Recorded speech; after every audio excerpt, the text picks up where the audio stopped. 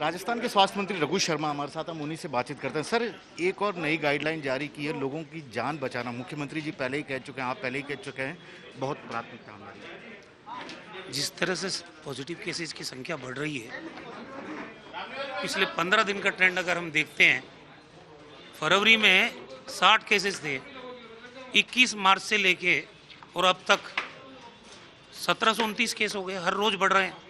तो हमारी चिंता स्वाभाविक है बढ़ना। पूरे कंट्री में 1 लाख से ज़्यादा संख्या हो गई है संक्रमित लोगों की। कोई राज्य बचा नहीं है जहां हमसे ज़्यादा संक्रमित व्यक्तियों की संख्या नहीं है। तो जब खतरा सामने दिख रहा है तो हमने एसओपी जारी की है, कुछ सख्तियां की है। लॉकडाउन लगाना समस्या का समाधान नहीं है, लोगों की परेशानी ज़्यादा होती है। उसको देखते हुए हमने अब की बार एसओपी जारी की है, कुछ सख्ती की है और लोगों को अवेयर करने की कोशिश है कि आप मास्क लगाएं, हाथ धोएं, 2 गज की दूरी बना के रखें, समूह में एकत्रित नहीं हो, शादी समारोह में, हर चीज़ में इंडोर थिएटर बंद किए हैं, आपके मनोरंजन पार्क बंद किए हैं, जिम बंद किया है, स्विमिंग पूल बंद किए हैं। 15 दिन के लिए ये जो चैन है, बढ़ती हुई संख्या है, इसको ब्रेक करने के लिए 5 तारीख से 19 तारीख तक ये काम किया। सर, वैक्सीनेशन में देश के 3 राज्यों में राजस्थान का नाम शुमार है, लेकिन वैक्सीन की कमी की भी बात आप लोगों ने पहले की थी। तो क्या अब वैक्सीन है हमारे राजस्थान के पास अगले कुछ दिनों के लिए? फिलहाल कोई कमी नहीं है, लेकिन अगर 7 लाख डोज पर डे लगाएंगे तो स्टॉक हमारे पास पर्याप्त रहना चाहिए।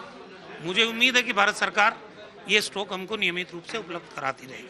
सर, एक सवाल जो बार बार जानना चाहते हैं और आपने भी बोला था खुलकर, केंद्र सरकार क्या इस साल पिछली बार की तरह राज्यों को पूरा अधिकार दे रखी है और क्या सब चीज़ राज्यों पे छोड़ रखा है इस बार? उन्होंने कहा कि राज्य अपने तरीके से फैसला ले लें।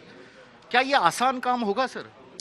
देखिए, महामारी का मुकाबला देश की सरकार के नेतृत्व में पहले से हमने किया है और बेहतरीन से किया है।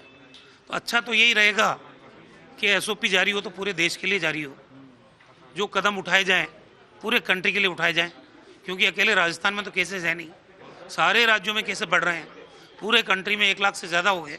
मुझे उम्मीद है कि भारत सरकार खुद आगे आएगी और मिल के इस लड़ाई को हम लड़ पाएंगे। एक आखिरी सवाल, छोटा जवाब सर।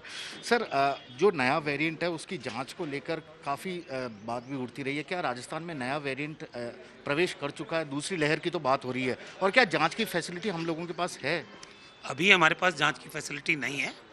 हम जो भी सैंपल आते हैं, बाहर के जो ट्रैवलर्स आते हैं, उनका दिल्ली भेजते हैं सैंपल, और वो हमें कोई वेरिएंट होने पे ही जानकारी देते हैं, हर केस की जानकारी नहीं देते हैं।